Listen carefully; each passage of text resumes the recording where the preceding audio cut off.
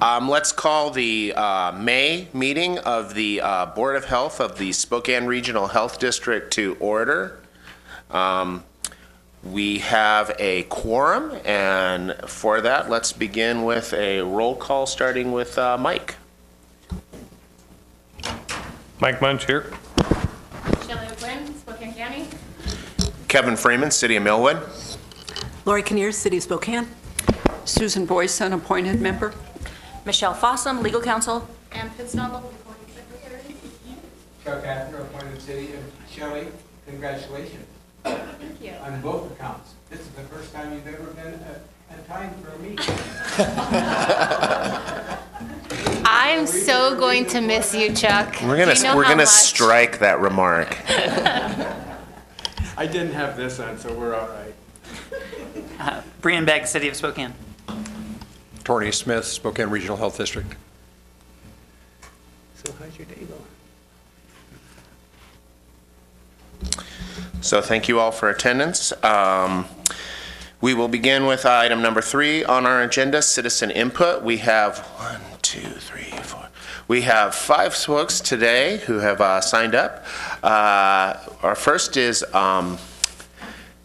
Kailani Bonner, and we'd like to remind folks that they have 3 minutes to speak, and we will visually but not verbally remind folks of their time. So, Kailani, if you would approach the podium, please state your name and address for the record. Thank you. My name is Kailani Bonner. Oh, sorry.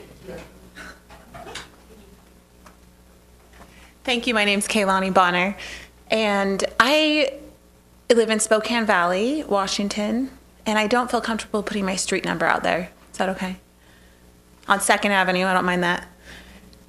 Yeah, I'm here just as a concerned citizen. I have 4 children. Actually, I have 8, but four biological children. All of my children have immunizations. I was very careful and researched a lot on when they got their immunizations or their vaccinations.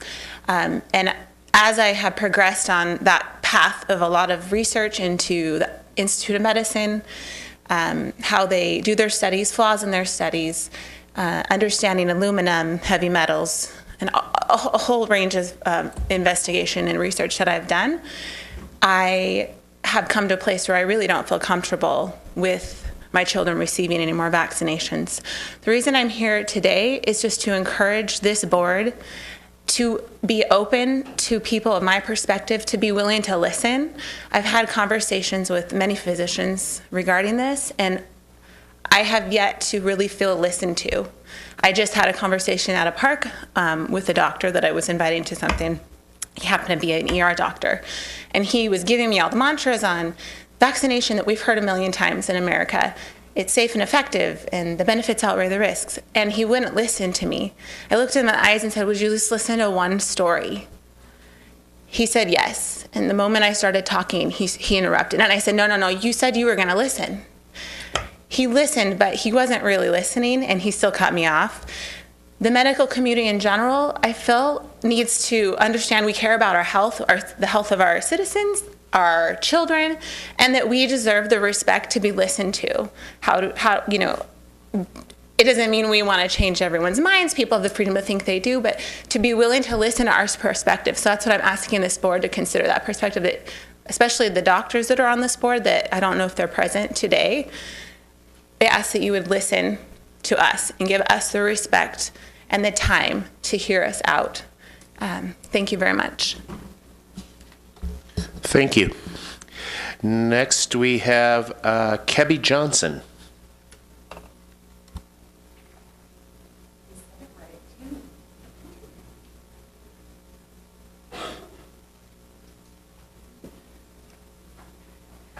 Hi, I'm Kebby Johnson, Spokane Valley on Broadway.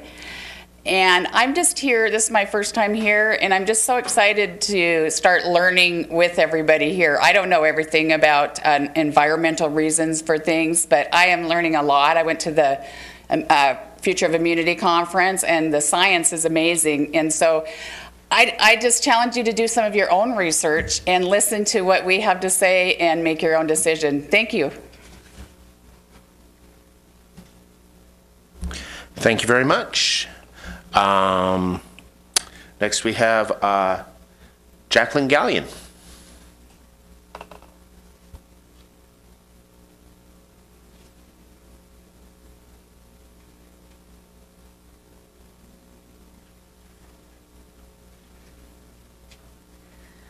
Jaclyn Galleon, Spokane Valley.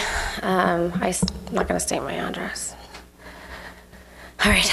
A new set of parents has just contacted us since the last board meeting. Their son is going through a second round of exclusion at North Central. When the mother learned of the direct suicide risk of exclusion, she suddenly exclaimed that we had a suicide too in April. I'm not certain, but I think he might have been excluded, but only shortly. I think he returned to school by getting the shot and maybe to finish the wrestling season. And she said, oh no, what if he did and then felt so bad about being forced into compromising his exemption that he was pushed over the edge. And this is a different boy than the one who went to my son's school. The exclusion policy is brand new this year. Central Valley School District said they have never been ordered to exclude students during outbreaks before. The old system was a letter notification, which has proven safe and effective. Our school has been perfectly safe for 37 years without imposing exclusions.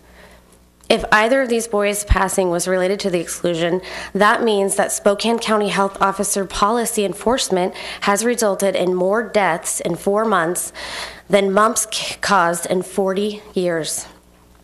There are students who will be excluded through the end of the year who won't graduate, and other students who are being excluded from graduation ceremonies. This is an unprecedented and unnecessary.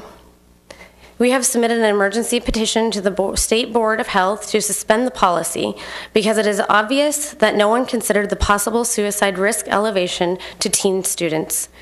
I'm very disappointed that since we started speaking here at the February 23rd meeting, our concerns have only been addressed at the meeting, which certainly did not resolve the issue.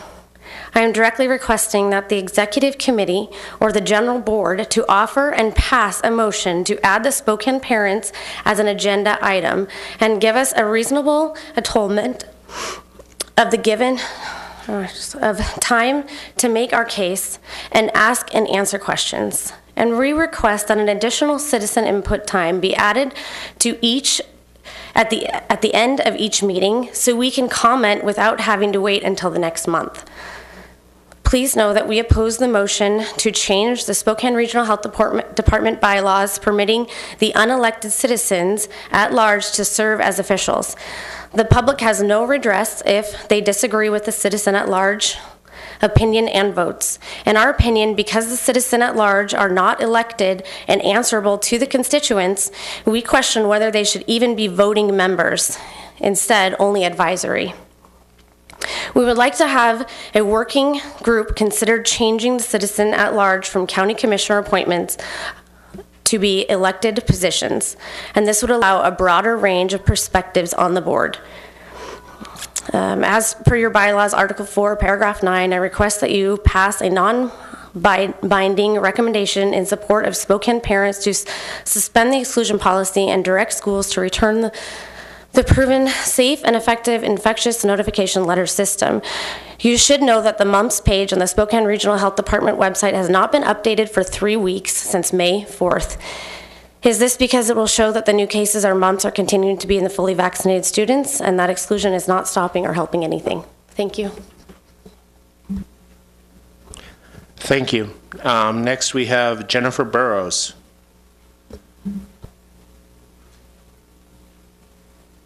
Jennifer Burrows, Spokane City. I'm concerned over the recent school exclusions. I've seen firsthand the effects of these exclusions on 3 of my nephews. The exclusion not only had a scholastic impact, but an emotional one as well. Their learning suffered as they were dropped from sports for the rest of the year due to the extended length of time they were out. Yet any private activities in sports continued, as well as interaction with their classmates outside of school. They were still fully active members of our community, the only exception being their school. I would like to use Mount Spokane High School as an example of a flawed exclusion policy. Based on the information I was able to gather, Mount Spokane High School has approximately 1,480 students. At the time of the outbreak, 45 students had vaccine exemptions, leaving 1,435 fully vaccinated. Considering the 12% average failure rate of the mumps portion of the MMR, 172 fully vaccinated students were at risk for contracting the mumps. Mathematically speaking, the fully vaccinated group posed a larger risk than the 45 unvaccinated. The policies in place seem to view childhood illnesses as one of the greatest threats known to man. We have many more diseases much more serious for which we don't have vaccines for that do not require school exclusions. According to the CDC, over 80,000 cases of invasive MRSA occur every year in this country, resulting in over 11,000 deaths per year. Yet I know from personal experience that school exclusions don't apply to an active MRSA infection. Parents who have made the decision to not vaccinate have done so for the simple reason that they can carry a risk. Vaccine manufacturers have legal immunity. There have yet to be double-blind placebo studies, and to this date, the National Vaccine Compensation Program has paid out over $3 billion for vaccine injury. Other parents, such as myself, have chosen not to vaccinate or continue vaccination because of having lived the emotional, physical, and financial toll of a vaccine-injured child, and cannot in good conscience subject another one of my children to such a sad outcome. I ask that the Health Board please reevaluate its stance. Depriving unvaccinated students of an education does not make sense in terms of public health. The damage to these students, I believe, is to be far greater than any perceived benefits to the community. Thank you. Thank you. Next we have Rosemarie Waldron.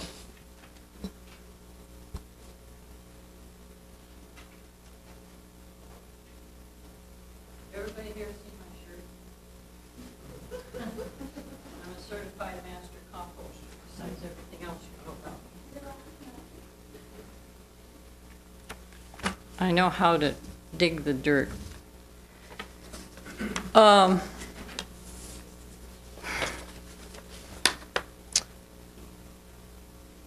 In May 1997 is when I first began attending these meetings.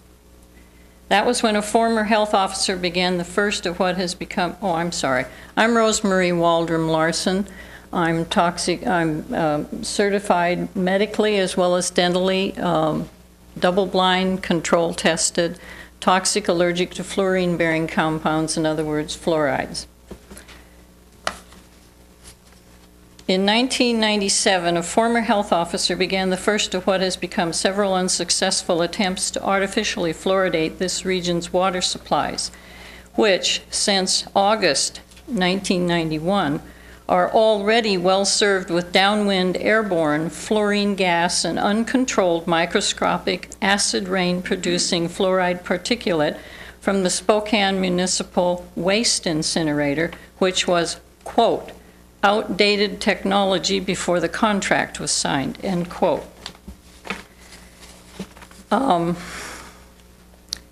Okay, people before me have talked about vaccines.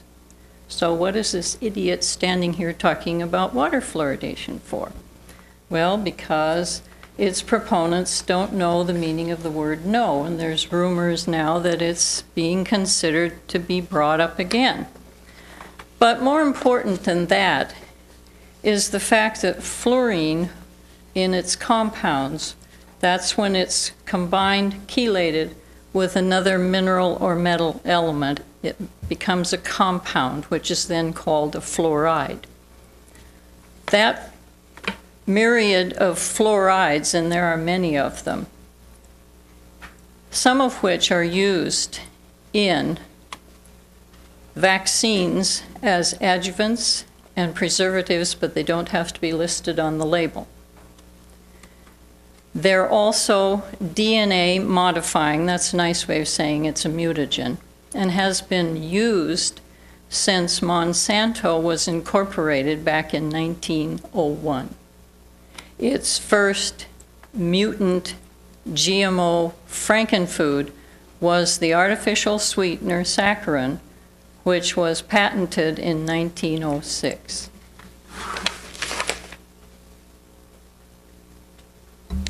Thank you. Next we have Danielle Loft.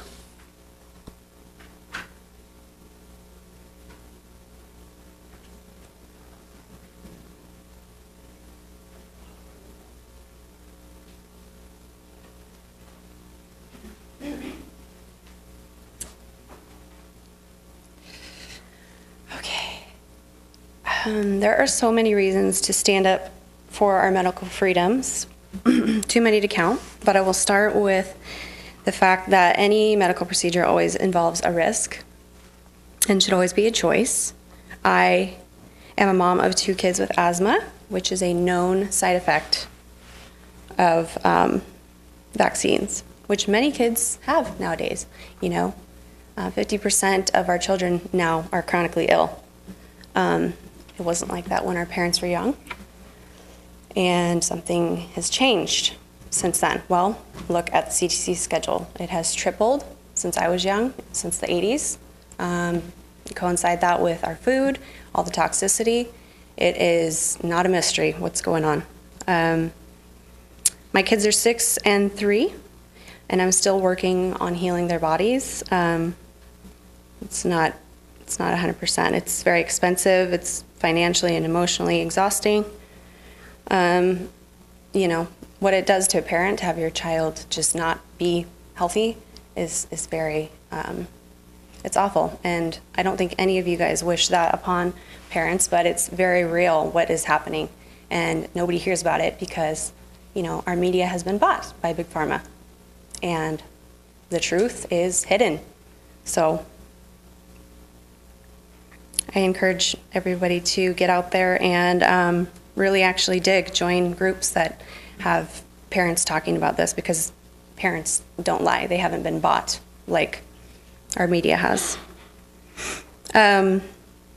No two people are genetically the same. None of us have the same DNA. I think we can all agree with that. So I'm just wondering why we expect a medical procedure to affect everyone the same. They're not one size fits all. Vaccines are not one size fits all. People are not one size fits all. Formaldehyde, aluminum polysorbate 80 do not belong in the body in any form. And it's going to be taken differently with different people. And that's just, it's that simple. And a parent, that's up to the parents or person to decide if they want to risk the side effects of the ingredients in these over an extremely mild illness. And I cannot explain that any more than it is very mild illness, especially if you work on boosting the immune system, which nobody is encouraged to do that by doctors or anyway, I'll go off that subject. They've never been tested for safety. Multiple injections at one time have never been tested for safety. They've never been tested for carcinogenic or mutagenic effects on our cells. We don't know what they're doing to our DNA. It's never been tested.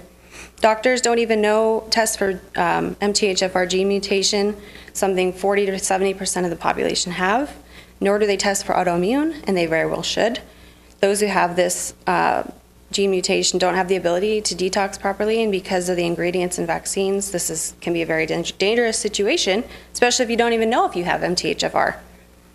Many injured by vaccines find out the hard way that they have MTHFR. Please allow parents who know what's best for their child and do very thorough research on vaccines make choices for their family. We know more about them than the actual doctors administering them. They probably can't even tell you 3 ingredients inside of them.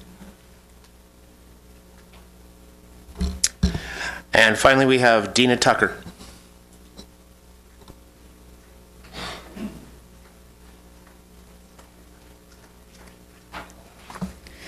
My name is Dina Tucker. I live at 15604 East 21st Court, Spokane Valley. I'm here because we have chosen not to vaccinate our children for various reasons, with research done behind that. We have a daughter at Central Valley who has been excluded from school and is in the process of trying to recoup from that experience.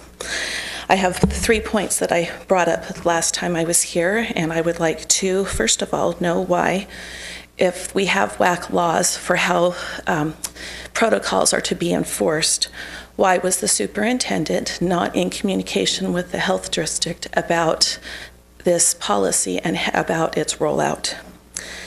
Legally, that is required. Second of all, I'd like to address the constitutionality of a parental right to make a medical decision for their child and the state's obligation to provide education. Children with exclusions are being told by quote from the head nurse in our school district, if you would just get the shot, you could go back to school.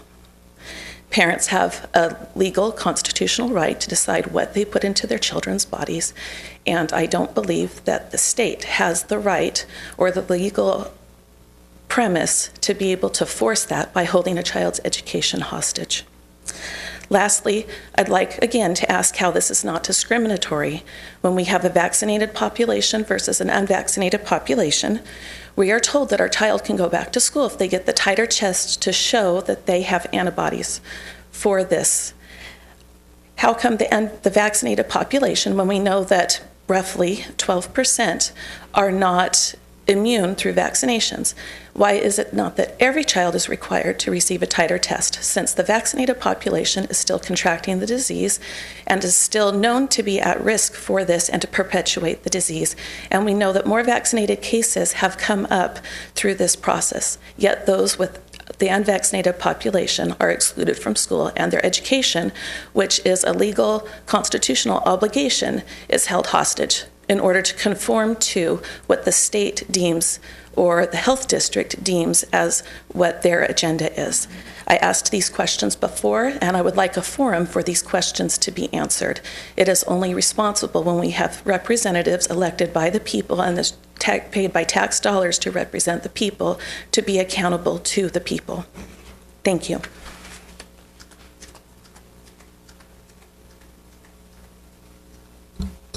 That concludes our public input, our citizen input portion, and now we move on to the chair report.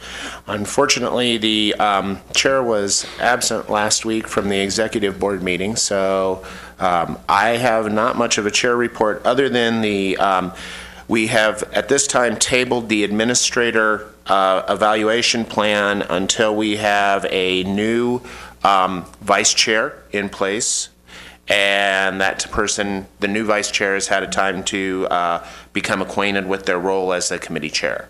So we will discuss Ms. O'Quinn's departure a little later here and getting to a new vice chair, but that was what was on my chair report for today. Any questions for me from the board?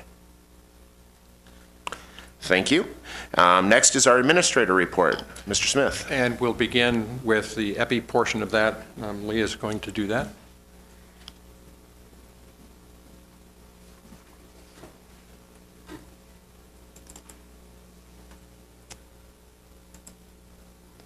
Okay, so first we'll start with a brief MUMPS update. MUMPS activity, as you can see from our EPI curve, continues to slow. We have 326 reported confirmed and probable cases. Total statewide is 845, with over 2,400 people who have been investigated during this outbreak. Only 2 schools remain on exclusion. One will be dropping off our list this afternoon. There continues to be a lag in reporting the complications statewide. However, to date, there has been 1 case of meningitis, 22 cases of orchitis, 3 cases of mastitis, 9 cases of hearing loss, 1 case of pancreatitis, and 2 hospitalizations, and that is statewide.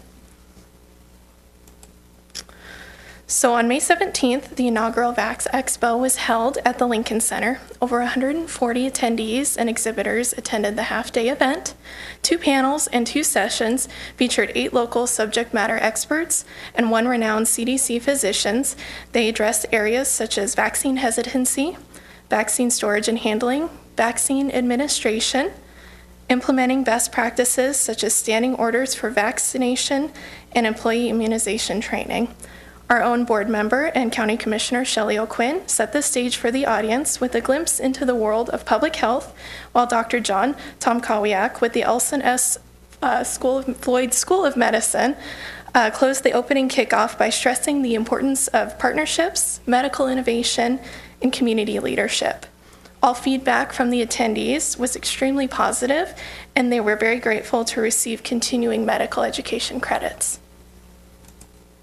Also, on May 17th, a full-scale exercise was held at Sacred Heart Medical Center. The scenario, a patient with confirmed Ebola virus disease was to be transported from Anchorage, Alaska to the Regional Treatment Center at Sacred Heart's new Special Pathogens Unit.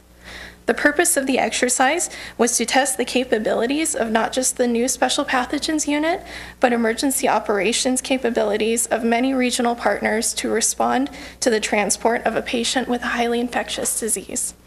The exercise couldn't have been done without the collaboration of many organizations, including American Medical Response, Greater Spokane Emergency Management, Providence Sacred Heart Medical Center, Spokane Police Department, Spokane Fire Department, the State Department of Health, Spokane International Airport, Lifelight, the City of Spokane, National Ebola Training and Education Center, the Department of Health and Human Services, and of course, the Spokane Regional Health District. The full-scale exercise was preceded by a tabletop exercise held on May 16th at Sacred Heart. Any questions from the board? Josh? What are the two schools that are still not allowing unvaccinated students to come back? North Central High School and then North Pines Middle School. North Pines will be dropping off today.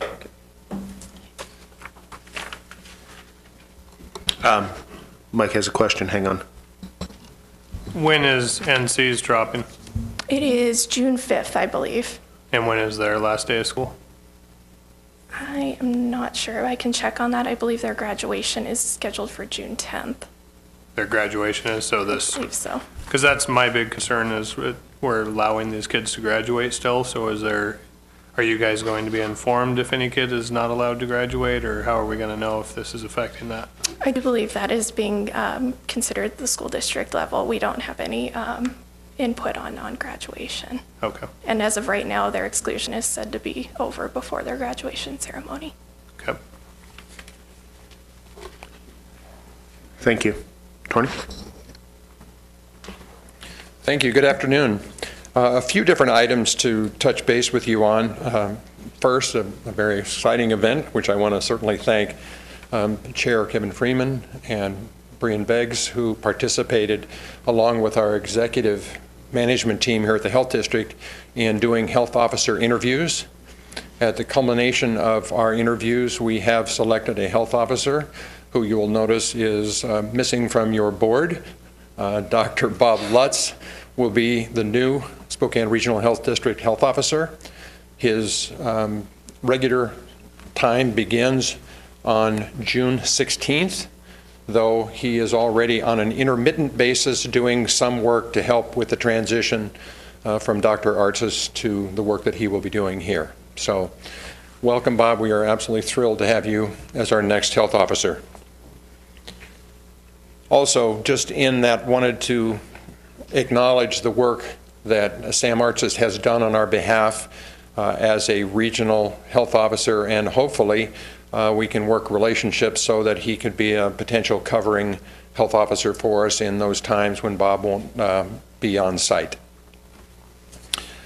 Secondly, we had a very interesting experience here recently, and I want to share this so that you have information actually to use at home as well. Over the last 10 days or so, you probably have heard about the WannaCry worm virus that impacted somewhere around 300,000 computers around the world, shut down hospitals, especially in those places where the software that they were using was not current. The software that was at biggest risk was anything running Windows version 7. If any of you are running that at home, be very cautious. Those machines that were things such as MRIs or X-ray machines that were running on earlier versions of Windows were also hacked.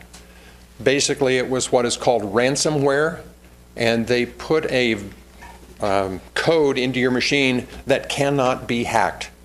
The way it was described to us by an IT technician is that if you took one of the most powerful computers and ran it for years to try and break the hack, you're not going to get there. So the people who are doing this have understood how to shut you down unless you pay a ransom, in which case they will then reopen your machine. We are incredibly fortunate here that our IT staff has kept us current with all upgrades, and it is something that you need to do at home. We had a woman come and do some education with us, identified by our legal counsel, Michelle Fossum, who had heard her present at a Rotary meeting. And she came and did a basic security assessment of us and asked a number of questions of our exec leadership team on a scale of 1 to 10, where do you fall in these various areas? So certain kinds of things like protection, employee diligence, patching systems, and protection software, firewalls, and so on.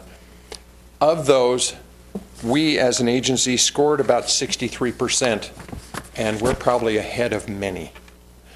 What it has told us is that we have a lot of work to do. And one example of that is that we did internally what is called a phishing exercise.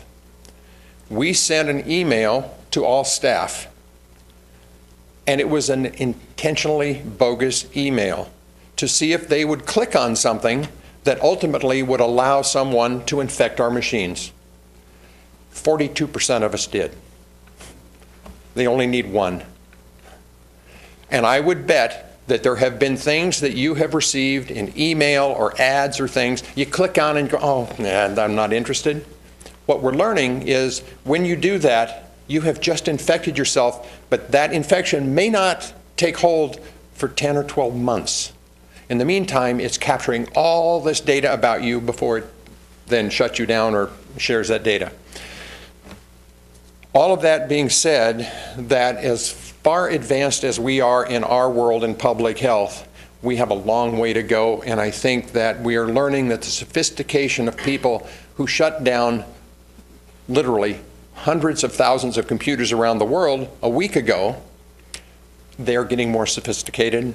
And what we were told is that many of us feel that, hey, we're public health. Why would they want to hack us? The reality is we have identified to the world that we are transitioning over to Office 365. We become a real easy target because they know what we're doing and where we're going. And frankly, you as an individual are an incredibly easy target.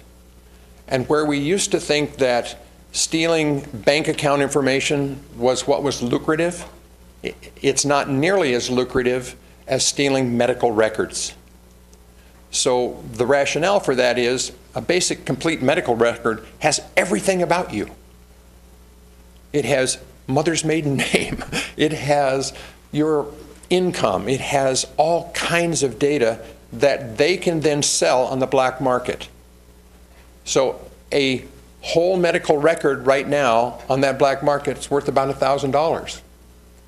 When they hit some of these major systems and they steal 100,000 medical records, that becomes real dollars to them on the black market. So this is going on, and it's something that we will spend a lot more attention to trying to make sure that we can shore up, but in particular shore up the work that we do as individuals to understand the signs of bogus emails or apps that we are utilizing. So words of caution to yourselves, look and see what you have at home because we are all vulnerable.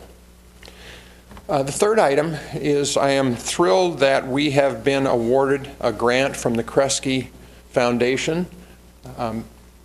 It is a grant that was awarded under what is called Emerging Leaders in Public Health. It takes the head of a health department and a younger individual within that department identified as emerging leader and puts us through 18 months of work. Our focus will be on health equity, and though we have not finalized our amount from Kresge, it'll be about a $120,000 award to us to provide assistance for training in our agency and then within the community over the next 18 months. So we're thrilled to have been awarded that. There are 20 of us across the country. As a follow-up to much of the public testimony, I want you to know that we will be doing, as the month finally winds down, we will be doing an after-action review I spoke with Susan Joberg in the EPI department, and if any of you on the board wish to participate in those meetings, you're welcome to. They will go on for a few hours.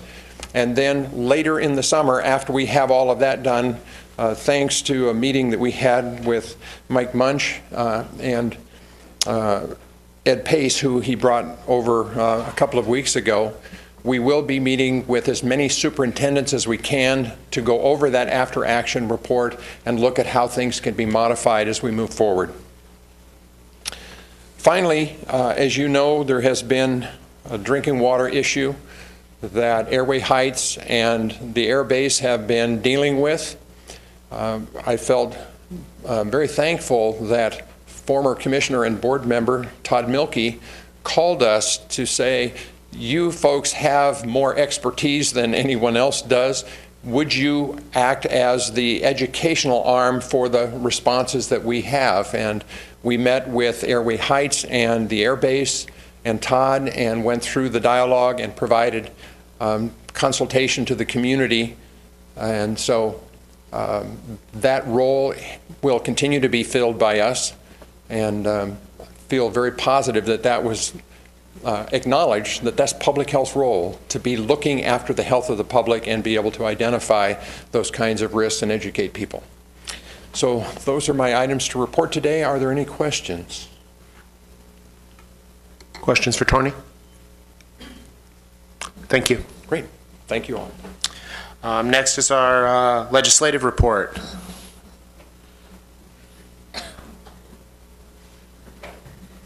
Good afternoon. I don't have a whole lot to report. You do have the latest on bills that we've been monitoring and working on in your packet there. The first set of them are bills that are in one way or another still alive as we go into our second special session. And you'll see that several of them have been signed by the governor. Other ones are part of the budget discussions that are going on. Things are sounding slightly more optimistic that they will come to some agreement on a budget before the end of the fiscal year.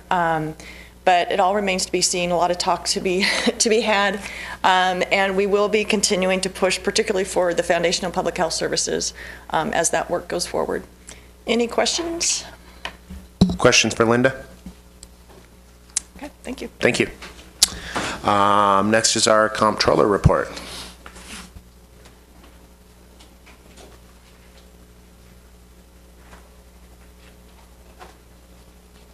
Hi, thank you. I just have a couple quick items as well today.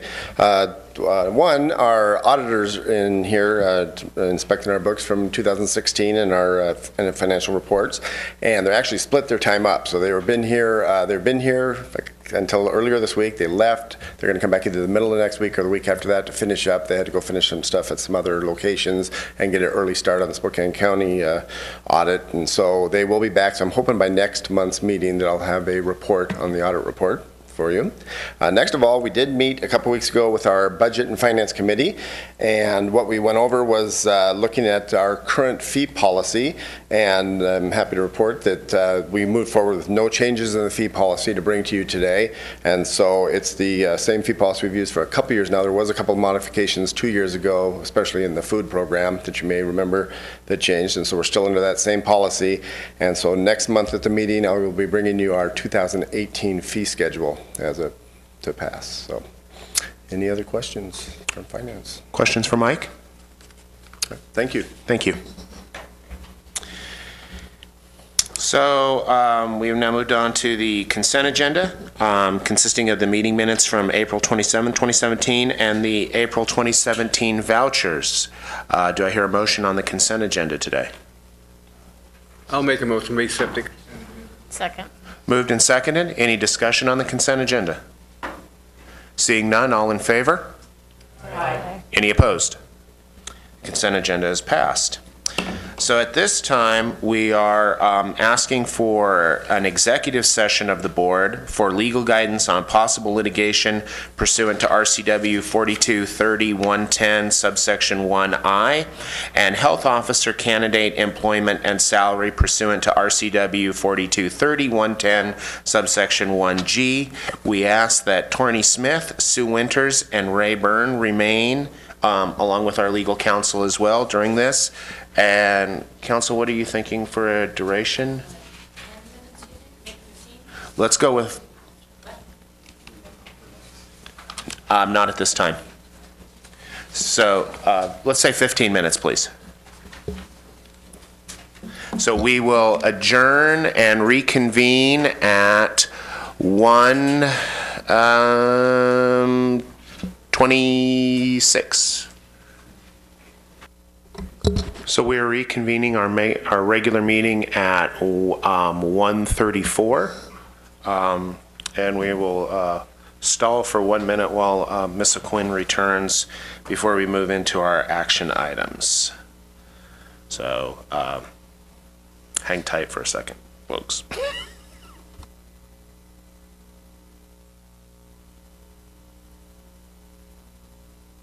Good idea. Let's move. Let's go to board member check-in. Let's begin with Mr. Hafner.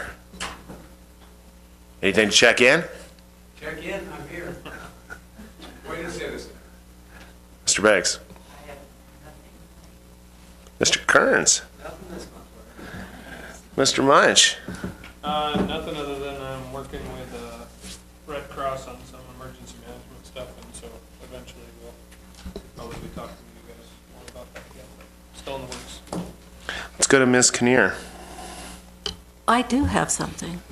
And for those who are not aware, Mayor Condon appointed Brian Schaefer as our fire chief and will be confirmed by council on June 5th. So that's exciting news. He was interim for a number of months, so we're excited about that. Ms. Boyson. Nothing. I have nothing at this time, so we've exhausted that.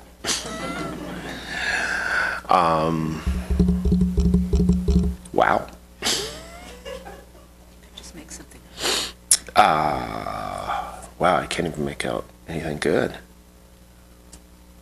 Be a disservice to anything else.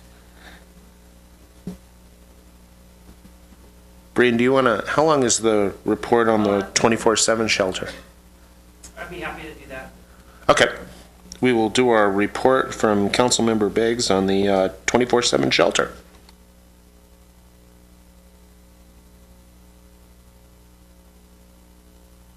That's all right. I know. I'd asked to put this on the agenda because for a while, 4 months, we had guaranteed beds 24/7 for men, women, and families. And that ended at the end of April. And although we still have lots of 24/7 shelter, it's not the capacity for the entire area. So there's been conversations with the City of Spokane, the City of Spokane Valley, and the county to talk about how do we want to proceed? Do we want to close that gap or not? What are the public health factors? And as often is the case, at least in my experience, we learn more about it when they're putting together a spreadsheet, and I guess it never existed before, that showed every shelter and what the funding is, how much they spend, and where they get their funds. And that's not quite finalized yet, but it will be a very helpful tool. I saw a draft, and it's over $7 million a year our community spends housing unsheltered people. And they're going to break it down by category of private dollars, which is really, I think, the majority of it, and then what I call pass-through dollars that the state or the federal government gives to the cities or counties, and then they allocate it, and then actual general fund local tax dollars. So hopefully we'll have that, and we'll know what it will cost. And I think there's going to be a meeting next week. Maybe you're going to be at it. But the idea, I think, the working idea is to consider an RFP where we say for the gap, who can serve that gap, how much will it cost to do it, and then try to take the politics out of it as to which provider or not, and do that. But we're, from the city side, we're eager to get local tax dollars from other jurisdictions, because although the bulk of the shelters are in the city, they serve people from all over the county. And from a public health standpoint, my own opinion is that we're a healthier community when people are housed both at night and a place during the day both for those individuals, but also surrounding neighborhoods and people. We're getting lots of reports of people camping on the river without facilities and in people's backyards, and there's increased crime, all sorts of things happen. So I'm looking for, I appreciate the regional collaboration, but I'm looking hopefully for more, and then we'll get a plan.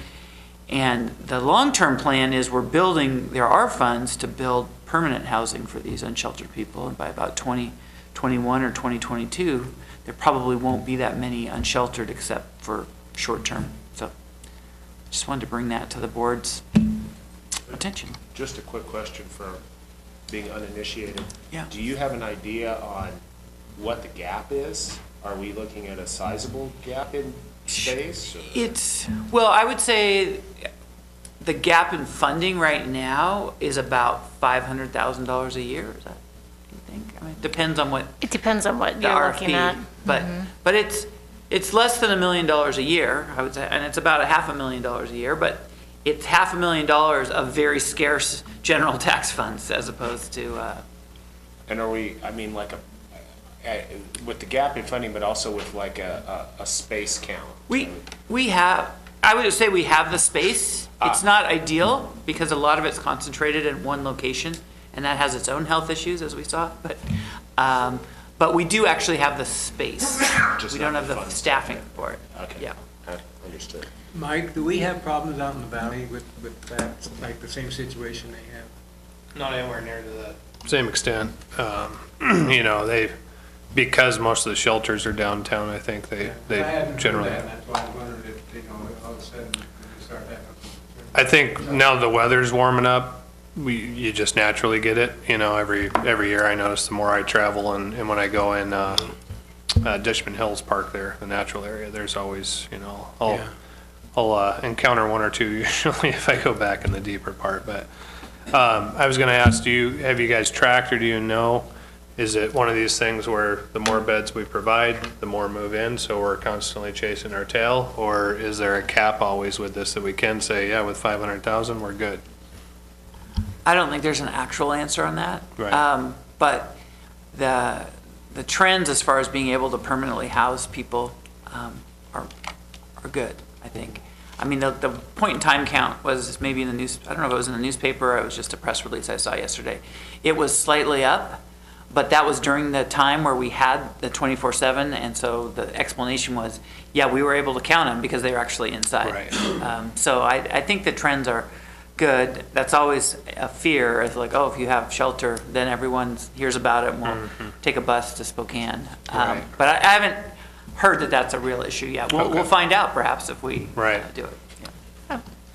I would say the piece I appreciate about this conversation is, you know, it's been portrayed in the media by certain nonprofits that, you know, the city and the county are not funding homeless shelters. And so to be able to put out there on the table the data that shows how the county puts in hundreds of thousands of dollars a year on operational expenses for homeless housing, and puts in millions of dollars on the capital side, to be able to actually tell that story to the public and say, while we may not be meeting the need to the extent we need to, we're not sitting on our hands. We are actively working to address the issue. The county's been very intentional with our 1/10 mental health dollars. The majority of that 1/10 mental health dollars that were approved by this community go to housing resources for individuals with mental health. So to say that the county is not actively engaged in this issue was quite offensive, quite frankly. And so I'm very happy that we're having this conversation and that we are all coming to the table to see what resources each jurisdiction does have, what we're currently serving, and where those gaps are that we need to work together as a region to fill. Mr. Hafner? Well, Breen, you mentioned you're $500,000 to $1 million short. What do you compare that to? How much money for the city of Spokane Valley is what you're at? So you're going to be asking the other municipalities, the county and the city of Spokane Valley, to hopefully contribute towards the school to pick up that amount of monies, or what?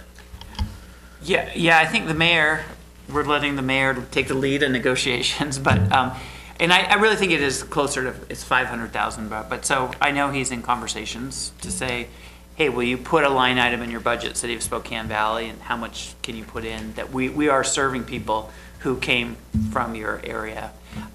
But it has to work, and I appreciate, as Commissioner O'Quinn is saying, we're trying to do it as a collaborative approach as opposed to a blaming, judgmental approach, and that will probably be better. But it is going to, one of the things I think that some people are frustrated who are really advocating is that we're pretty darn close to it. And so it's like, let's just get over the hump and get that done.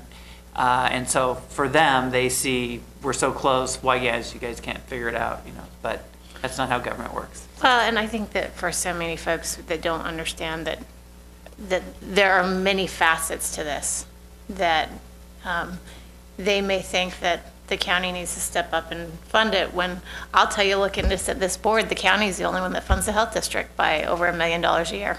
None of the other jurisdictions do.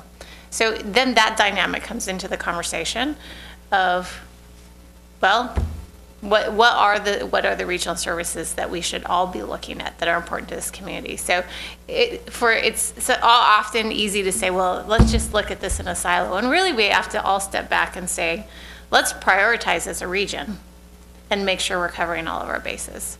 And so we have been working, the city and the county have been working very closely on many regional initiatives, and we hope to continue with that effort.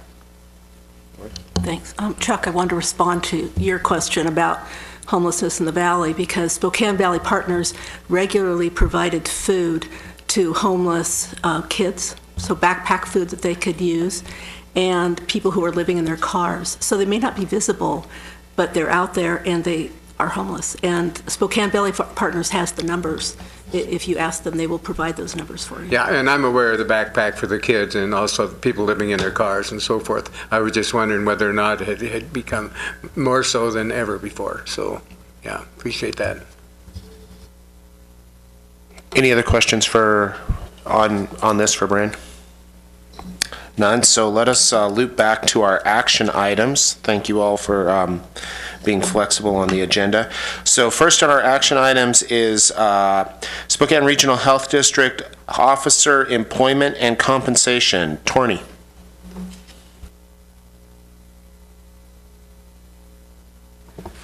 Thank you. As noted earlier, Dr. Bob Lutz has been selected to be our health officer, and I am seeking confirmation from the board of his appointment and salary. So, any questions for Torney? Don't see any. So, I'd like to make a motion, but first I'd like to say, first of all, I'd like to thank Torney, the executive leadership team, and Brian during this process of interviews. We had a number of strong candidates come through, and it was there was some pretty healthy competition, and we feel that we actually got a very good candidate, and we look forward to working with Dr. Lutz as our health officer. And so I just would like to say, as the chair, thank you to all who were involved in this process. I know it took a little while, but I think it was for the best in the long run. So at this time, I'd like to make a motion to confirm Dr. Lutz as the Health District Officer at a Step 4 salary of $83.48 an hour. I'll second the motion. Moved and seconded. Any discussion? Seeing none, all in favor? Aye. Are there any opposed? No opposition. Dr. Lutz is confirmed as our Spokane Regional Health District Health Officer. Thank you. Thank you. So next is Resolution 1705, amending the Spokane Regional Health District Board of Health bylaws to allow non-elected board members to serve in chair and vice chair positions. That's Councilmember Beggs. Yeah, I asked to bring this forward because we need to fill a vice chair position, and when I thought about all the people on the board, the people who had the most experience on the board were non-elected members. And so I thought we should open that up. that's not, I hadn't heard who's interested or not interested in, but it seemed like having a bigger pool was a better idea. As most of you know, if you serve as the vice chair, you then succeed the chair and become the chair. And so I asked the staff to prepare this resolution and support it.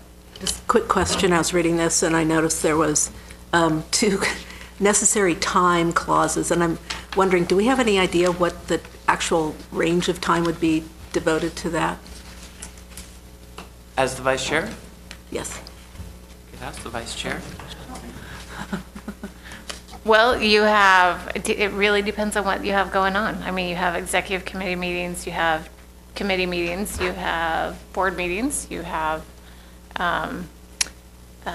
if there's an issue such as the water issue we're dealing with in Airway Heights, or, the moms, or, I mean, you just have different issues that you get called in as. So you can't really quantify it? And honestly, I don't know if I could quantify it, just.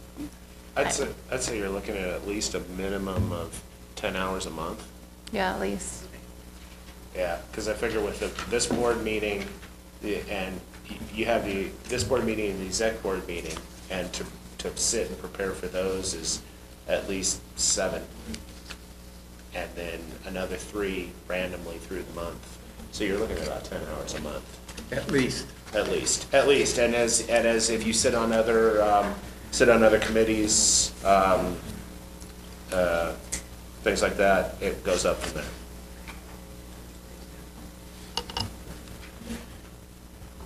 Yes. Are we discussing the resolution now? Yes. Well, we don't have a second on it yet. Okay. It's just out there, so. It wasn't a motion, was it? It's just on the agenda. It's just on the agenda, okay. So I guess at this time, do we have questions for Brian on his proposal? Because we don't have a motion. Does anybody wish to make a motion on Resolution 1705 as presented? So moved. Is there a second? I'll second. I can second. So we have a motion and a second. Discussion. Mr. Munch.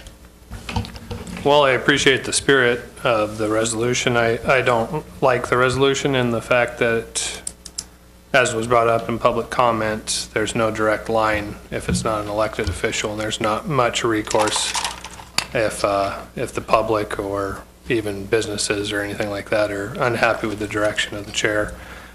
So for those reasons, while it's definitely true that the non-electeds have more experience than the electeds on the board right now, I think the reason that it was set up that way in the bylaws was so the public had oversight of the board, and I think that's very important to maintain. Ms. O'Quinn.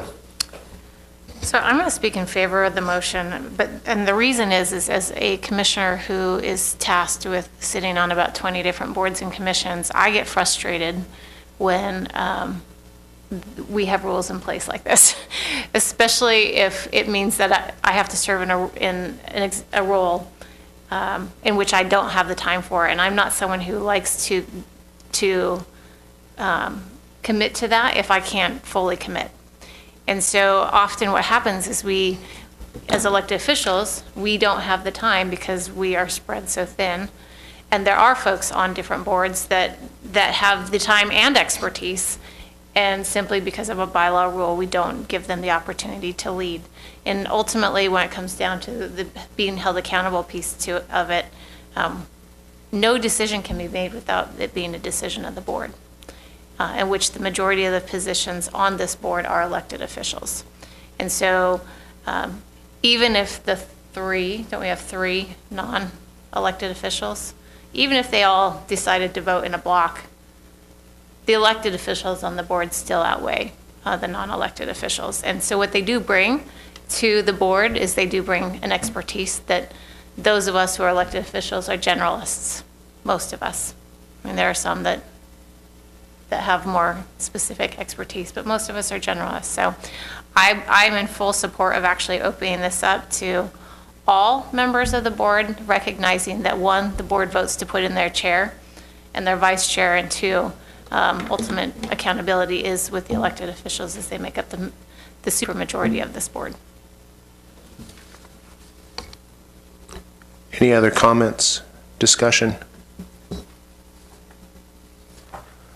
So at this time, seeing no other comments or discussion, we do have a motion and a second on the table. All in favor of Resolution 1705 as presented, please say aye. Aye. All opposed? Nay?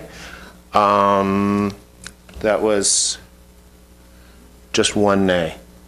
So at this point, the motion is carried by the majority of the board. Next is the election of the Board of Health Vice Chair. So in our last item, we will be recognizing a couple of outgoing board members, but at this time, we are going to need a Vice Chair to fill Ms. O'Quinn's position. I remind the board that my tenure as the chair comes to an end in December, and I have greatly appreciated serving as the chair, but we'll need to pass those reins on, and we need to pass the reins on to somebody with some level of experience here, particularly for ELT or exec board, things like that. And so right now I'd be open to entertaining nominations for a replacement vice chair at this time. Actually, I was just going to say first, I just wanted to say thank you for the opportunity to serve in this role on the Health District. And this is my last meeting, even though I'll be going through the end of June as commissioner, because I have a conflict with the meeting at the end of June. But I do want to say I have greatly enjoyed my time on the Health District Board, working with all of you. So thank you for that. And I didn't realize this was on the agenda today, but it's perfect timing since I won't be at the next meeting. I would like to nominate Mr. Hafner. Is there a second for Chuck Hafner? I'll second. I'll second. So we have moved and seconded for Chuck Hafner for vice chair. Do we have any other nominations for vice chair at this time? I would like to nominate Councilmember Mike Munch. Do we have a second for Mr. Munch? I'll second it just so that. So we have two potentials, Mr. Hafner and Mr. Munch. I'm going to have to defer to you, Shelley, on this one for point of order. Do we do it by show of hands or? You can do it by show of hands or an aye, however you want to do it. You just have to do them individually. You have to vote separately. So at this time, you can at this point have ask if there's anyone who wishes to speak on behalf of either of the individuals. If there are no other nominations, then are there any other nominations would be the first question. So then at this point, is there anyone who wishes to speak on behalf of either of the individuals, or do either of the individuals wish to speak on behalf of themselves?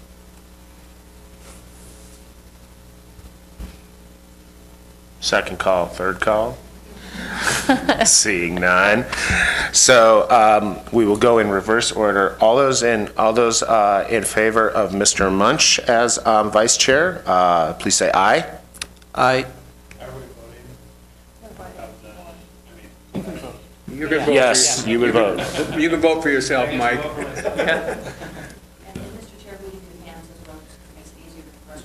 Okay, we have two.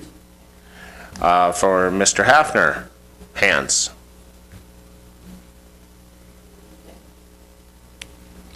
So Mr. Hafner is confirmed as the vice chair for to replace Ms. O'Quinn. I do want to say I very much appreciate both of you putting your names forward, because it's great that we actually have multiple people who are interested in being involved on the Health District. I hope that means if you're not a committee chair, that we can get you on as a committee chair so that you're on governance committee. I know from my decision that for Mr. Hafner, he's served on the health district for a long time and has the history that I think was important as we have so many new people on this board.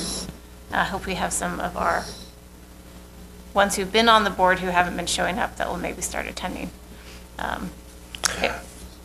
But thank you both very much. And I would remind the board that we will be requiring a new vice chair in January. So there will be opportunity again, and somebody has expressed interest in that. So don't go far. Lastly is item number D, recognition of our outgoing board members. So first, let's take a moment and thank Commissioner O'Quinn, who is leaving to become the CEO of the Inland Northwest Community Foundation.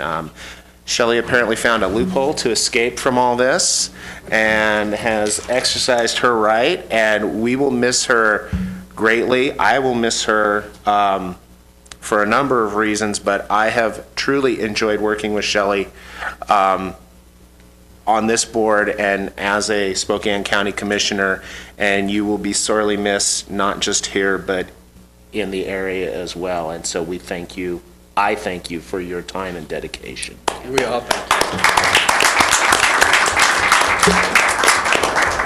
And as always, Torney has made you a fabulous parting gift. I love it. Thank you so much. This is beautiful. You do such great work. And I didn't get to point out in my previous comments that if you look at the history of the Community Foundation and the Health District, they have a very close relationship that I'm sure will continue in the future.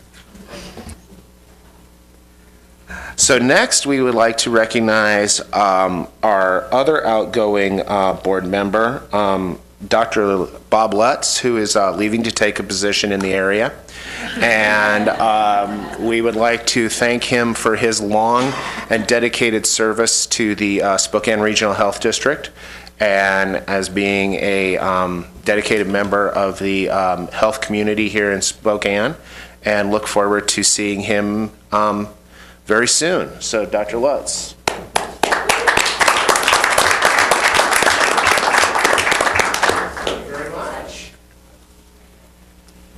So, does anybody wish to speak on behalf of either Dr. Lutz or Ms. O'Quinn? Doctor, honorary today. The only person who did not do board member check-in was you, Shelley. Would you like to?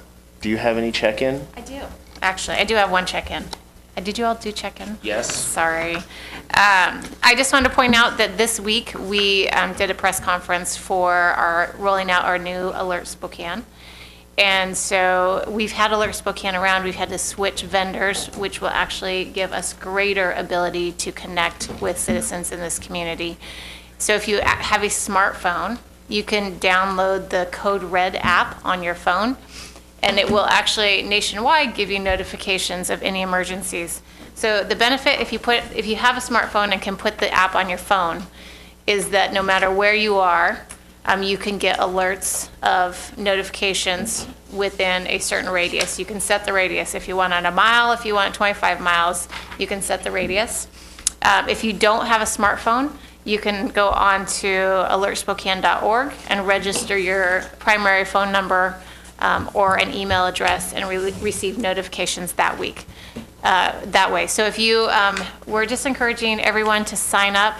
So just to give you an example, if there is any kind of circumstance such as a wildfire within your area, you will receive any notifications that come out that will tell you the location and any, if you need to evacuate, any information like that. It could, it could be any type of incident that is an emergency public safety related incident. So if you sign up, you're not going to get any, information about some event coming up. That's not what you're signing up for. It's all emergency communication. So again, www.alertspokane.org or download the smartphone app Code Red for emergency notifications in this region.